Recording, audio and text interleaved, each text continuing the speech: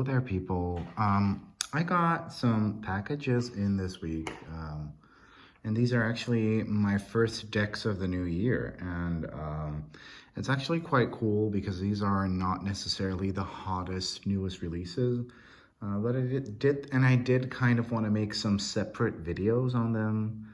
But then again, I am gearing up for my Kickstarter right now, and that's costing me a lot of energy. But I did want to pop on to just, quickly go through them, and, maybe I'll do a deep dive on some of them later.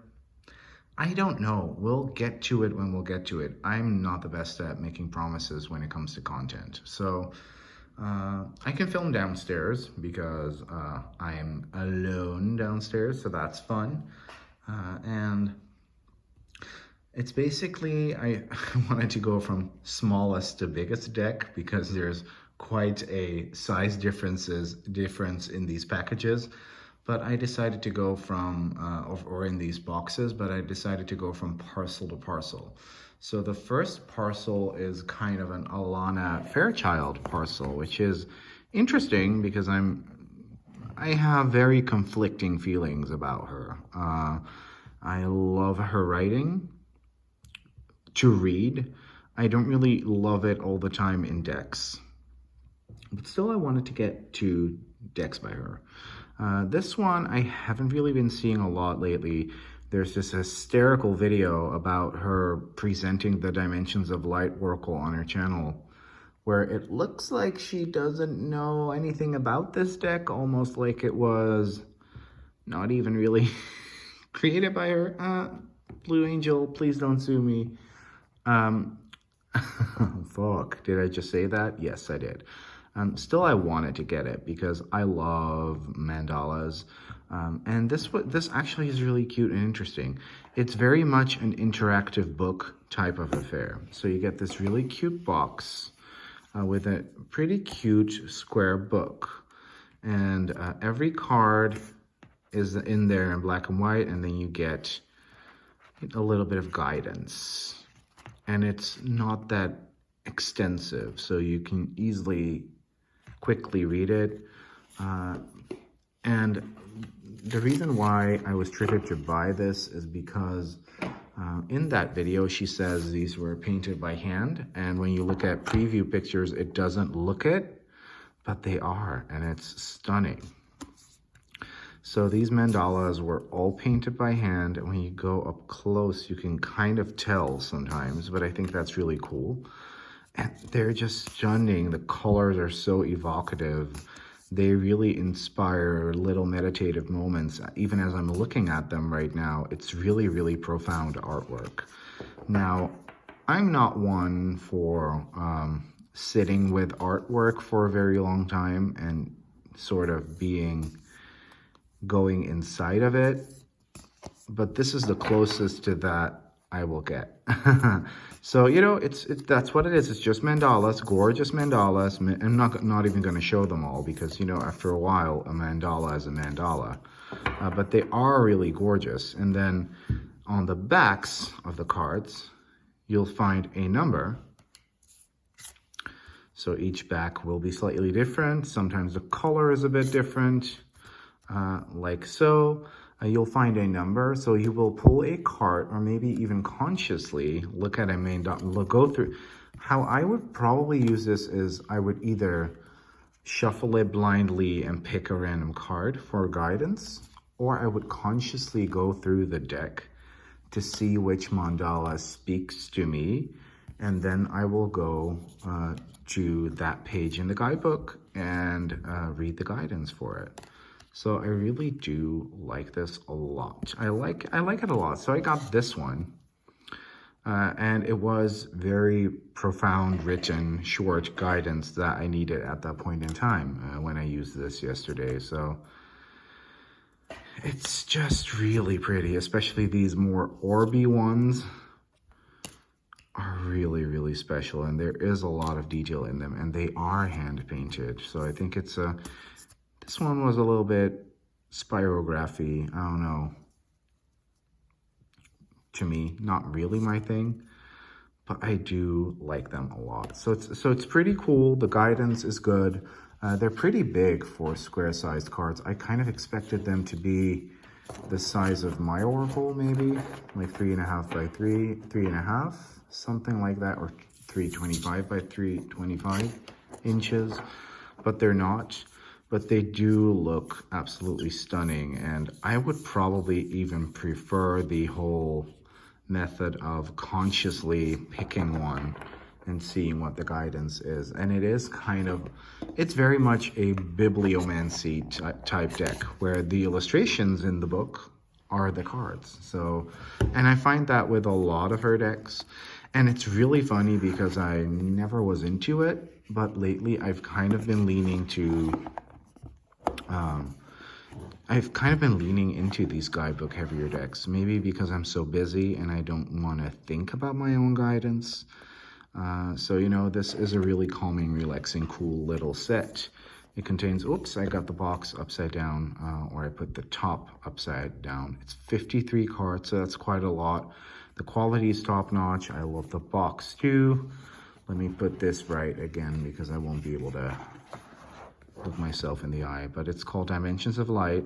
It's fairly new, but I haven't really seen anybody talk about it. So yeah, I got that. Oh, and the useless bit of Blue Angel paper is gonna go back into the box as well. Bloop. So another one by her that I got, and this is kind of a controversial one, is this one, Angelic Light work by Alana Fairchild. This is a tie-in to her book, which is probably one of her first books, I think, with Blue Angel. I still have to read that book because apparently it's really good. And the artwork is by Daniel B. Holman. Daniel B. Holman is an artist that kind of uses photo manipulation, Photoshop, to create really cool art, as you can see, a very etheric looking art. Interesting thing though, there's a deck by Denise Jarvie, something, the light, something, that uses this art by him as well. Well, not specifically this art, because according to Blue Angel, these are all new works.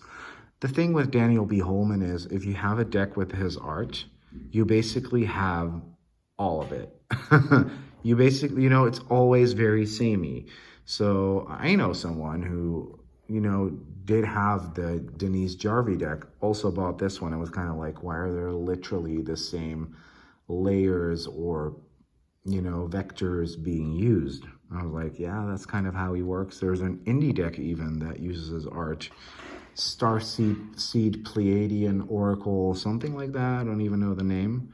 That also has all this art. So once you have a deck with this art, you already have the art. So it kind of depends which topic you're interested in. The Denise Jarvie Light deck, that Pleiadian Oracle deck, or Alana's deck, like which one you want. And I decided I wanted this one.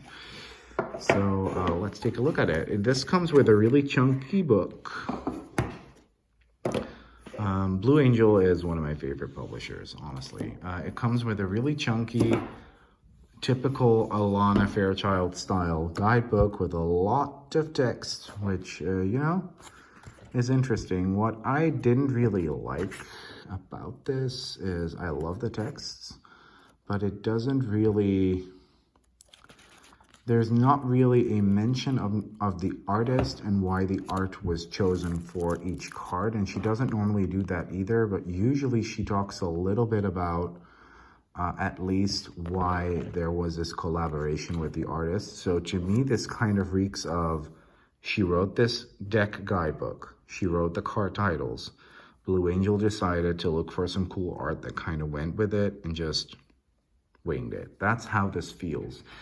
And also, that's also how this deck feels. So it kind of feels like Alana is kind of moving out of being very engaged in her deck creation and being more of a writer who writes a deck and then lets the publisher look for art. That's kind of how it feels.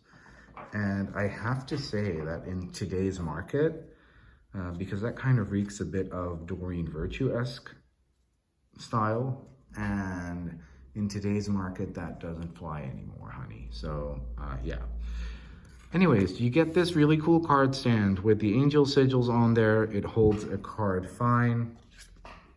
Let me put that in.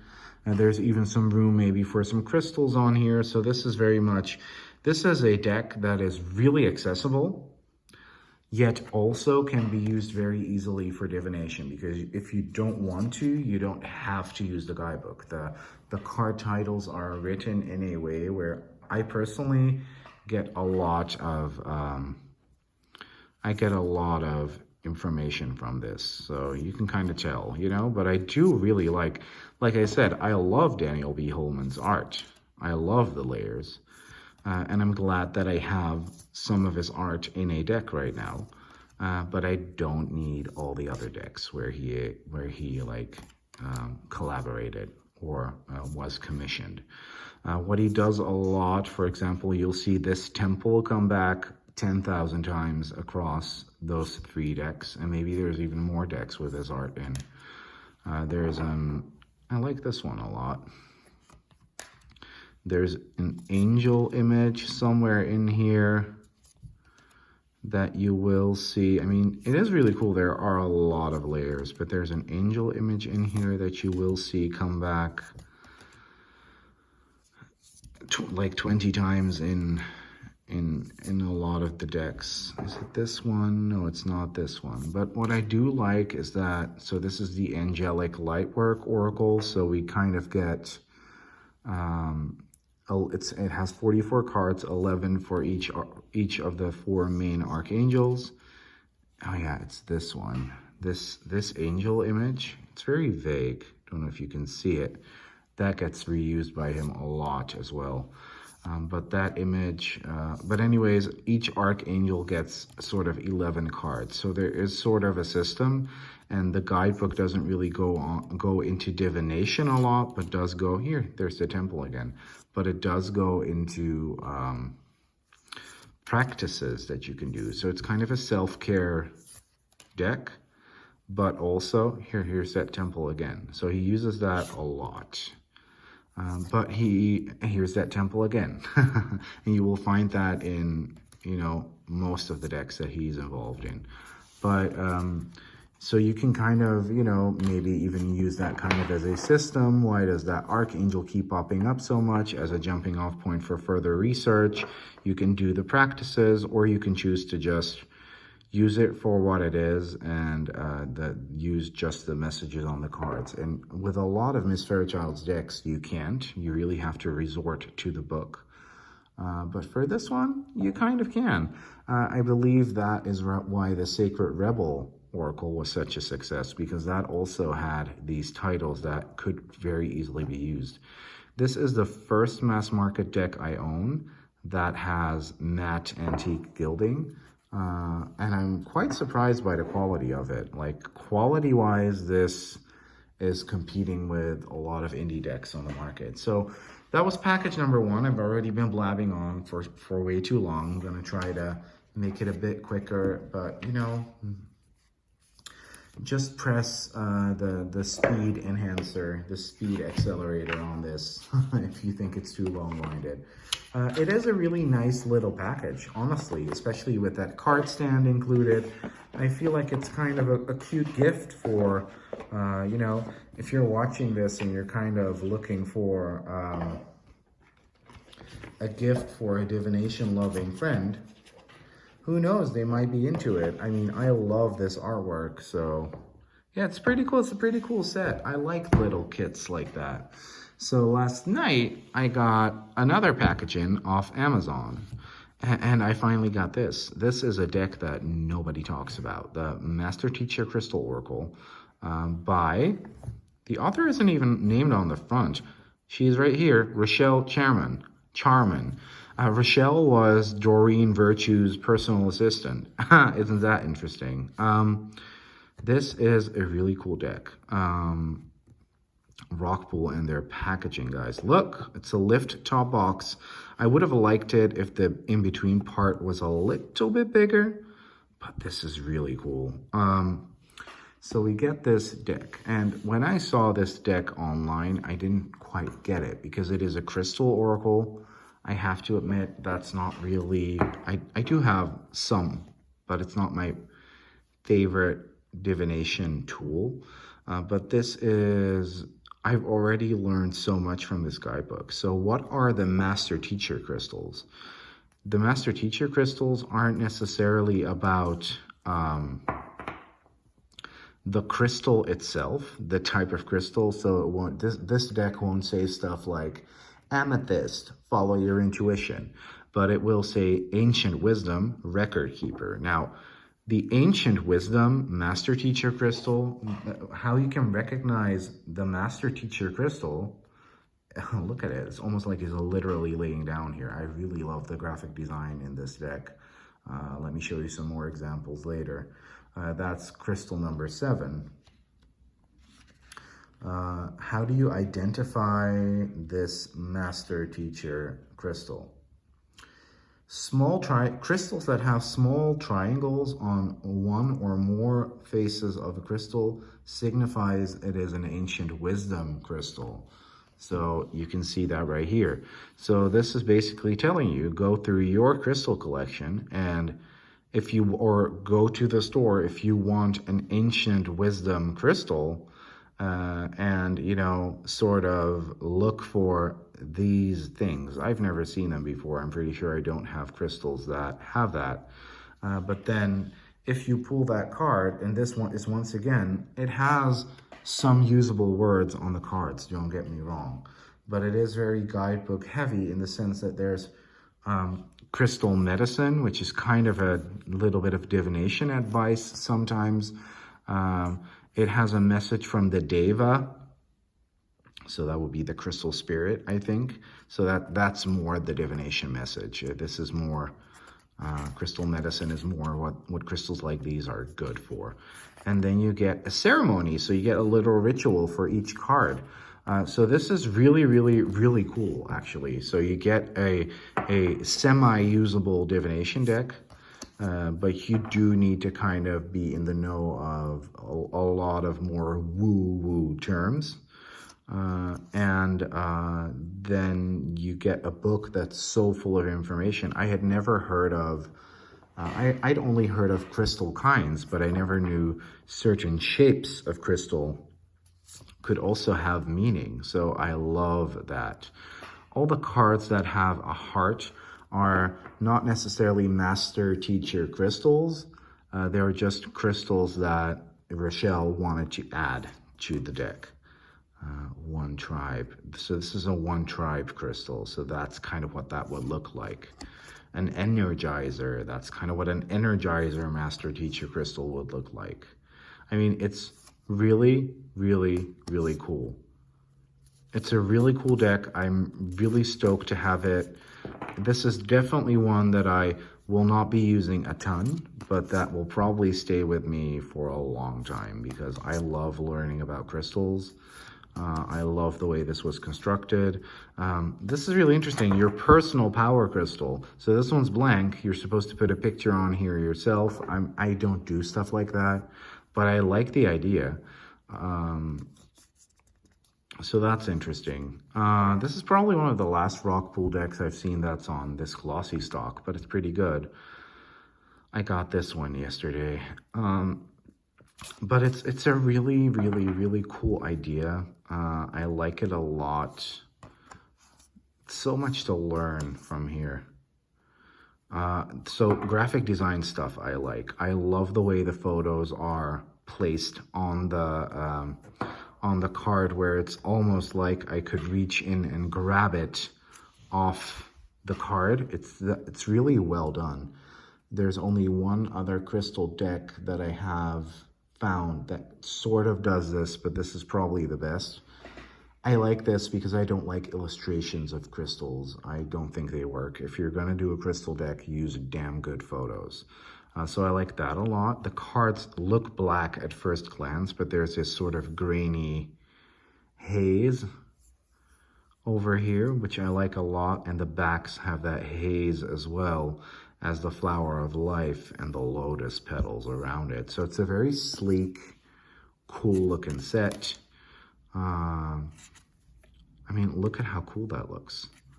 It just looks so damn cool. And also, you know, there's so many crystal decks out there, guys, and it gets really, really boring sometimes. And this literally has like some new information that I'd never heard of before. So it's a usable deck, it's a pretty deck, it comes in a gorgeous box, and you're gonna learn shit as well. So this is really cool. And it was like 11 euros or 10 euros on Amazon. I mean, come on now, this is like such a luxe kit, like damn. It does only have 33 cards, so it's a smaller deck. Rockpool is kind of known for that, but a special one, really like it. Another one that had been on my list for a while, kind of went on it, off it, the Mystique of Magdalene, and I decided to get it. I was initially looking at another deck, but then I saw this and I was like, the other deck I wanted was cheaply priced, but I was kind of like, I don't want that deck. I'm gonna buy that, and I'm gonna regret it. I'm not gonna be able to send it back, and then I'm gonna still buy this. So I decided to just get it. So this is a Magdalene deck. And Cheryl Yang Rose decks are Yambrock, whatever. Cheryl Rose's decks are gorgeous, always. But I feel like all of her other decks lack focus. It has starseeds, aliens, Arcturians, Indians, Native Americans, all that stuff. It's doing too much. This is so focused on the concept and the mythology of Mary Magdalene that it becomes a really, really good deck. And I know I've seen some pretty negative reviews on this. I tend to like the more mythological decks that like are grounded in mythology rather than channelings. Look at that. Look at that. It's a really, really good, really, really broad deck. Offers a broad range of keywords. And the thing with Cheryl's decks is you can use them straight out of the box. Her guidebooks usually are pretty crappy. However, here we go. This guidebook is thin, really thin, but it's short, but it's really sweet. So we get a really cute little personal tidbit, how to use the cards. We get spreads. We actually get a bunch of spreads. We rarely ever see that anymore. Are they the most original? No, but who cares? But then for the card meetings, we get a little message. Then we get this huge as historical or mythological story. Well, huge, not huge, but there's a lot of info in here. I don't know that much about Mary. I've always been attracted to Mary and to her symbolism and to her mythology and to the biblical stories and I've always been attracted to the mystique, but I've never really been in the know, and I feel like I know a little bit more now, so I love that. Then we get this map of Mary Star of the Sea churches, so that would be the Stella Maris churches in England, Wales, Ireland, and Northern Ireland, and Scotland. So that's really cool. I mean, you could go and visit those. That's really cool. And then you get about the author and the artist. The Transcendent Journeys looks really cool. Never played with it, but it feels like it's a bit too much. Journey Through the Eyes of the Soul Oracle I have the older US Games version. It's cool, but also it's a lot. And then she has art through the Starscream Oracle, which is also a lot, but it's kind of camp. And Cheryl also kind of got her breakthrough because of Doreen. Doreen has been very present in my week this week. I mean, obviously, Cheryl was already an established artist, but here, the Stella Maris, Star of the Sea, I love that. But Cheryl was an established artist from Glastonbury, but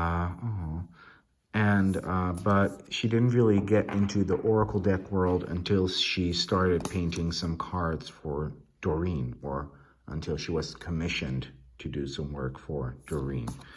So it's a really interesting deck. It has cool messages, and I love the history aspect, and I love the vibrancy of the art. It's really, really good. The scans are extremely high quality. I don't know. I like it a lot. I like it. So yeah, if you're into like, I think it's cool to kind of have a less esoteric Mary deck. And I think it's kind of cool to have a slightly more mythology-based Mary deck. So yeah, I think it's pretty cool. And then this big-ass box, the Yogic Path Oracle.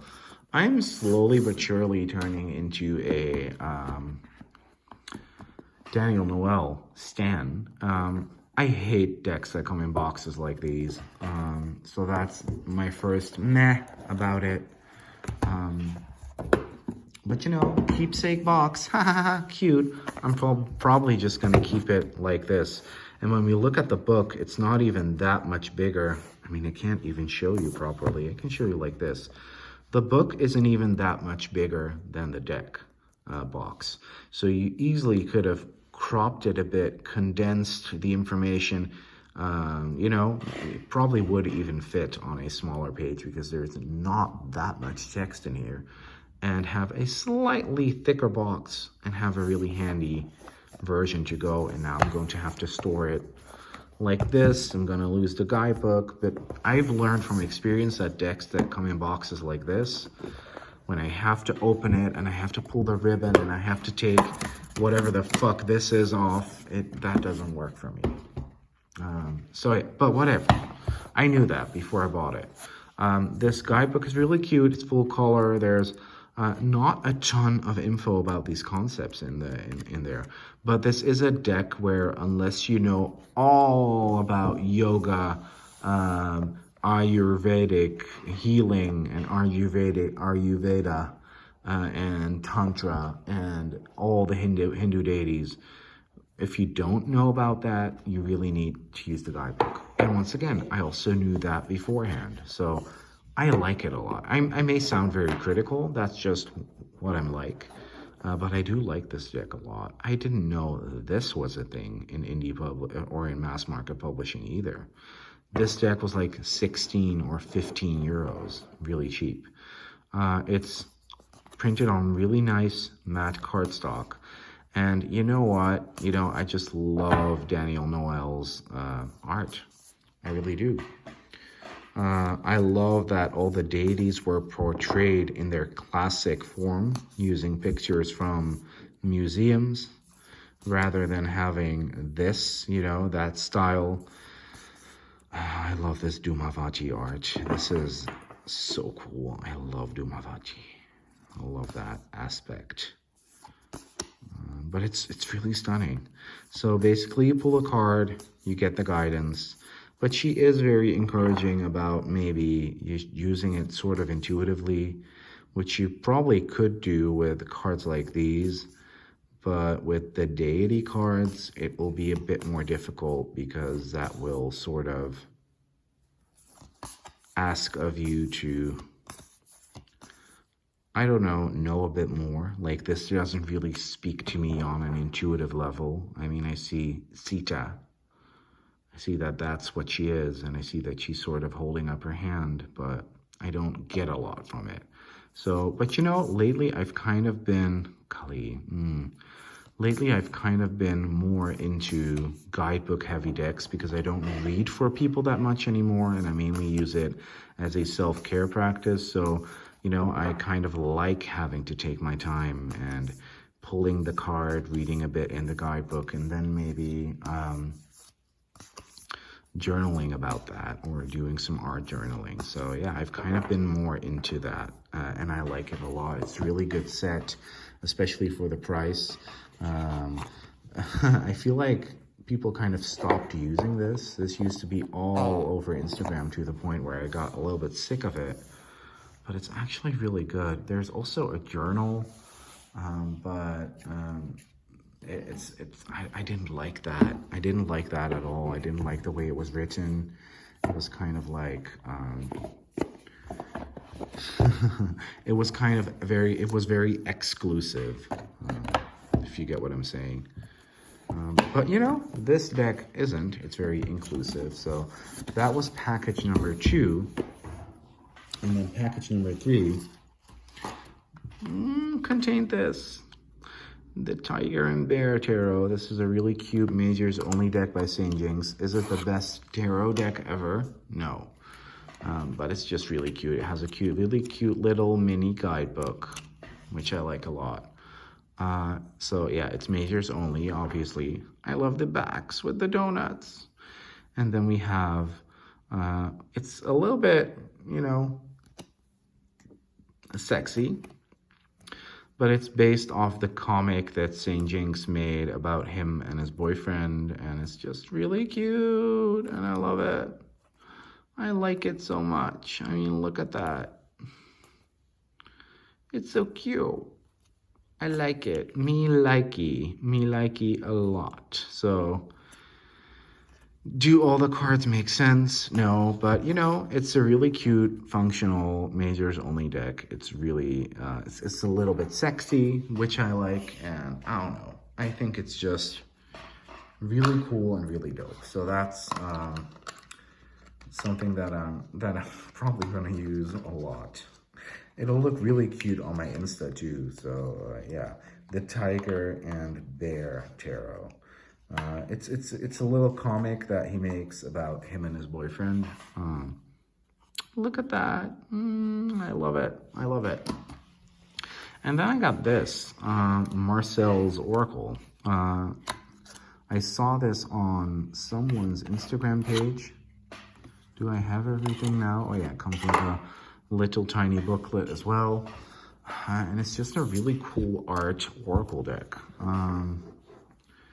We get these really, the backs are stunning too, by the way. We get these really good keywords with this really cool art. And I mean, there's not a whole lot more to it. But you know, sometimes that's just nice. And I like it when a deck is being presented like that, where, you know, it's not acting like it is more than it is. The artwork is really good though. And there's some tarot kind of archetypes in here. So yeah, it's pretty dope. So there's some tarot stuff. There's some, it's kind of an amalgamation of all kinds of divination systems, I feel, but it doesn't pretend like it is. It's pretty shadowy, actually. There's quite a lot of darker keywords in here. Look at that. It's pretty graphic, pretty bloody. But I saw it and I was just completely in love. Look at that, the Jester. And I'd never seen it before, but this is on Make Playing Cards and it's not expensive. I forgot the price, but it was very affordable. It's not Make Playing Cards, by the way. It's Game Crafter. I got this as well as the Tiger and Bear off Game Crafter. And you know what's really cool? Game Crafter has stopped printing their heinous stamp on the inside of the boxes. So yeah, this is something that I really like. I really am looking forward to. So these are all my like 2023 like new finds, new decks. And you know, I'm feeling saturated again for a while, but I just wanted to quickly show these to you, and I hope you guys liked it. This has been Levi from Masculine Intuition Readings, and bye, bitch.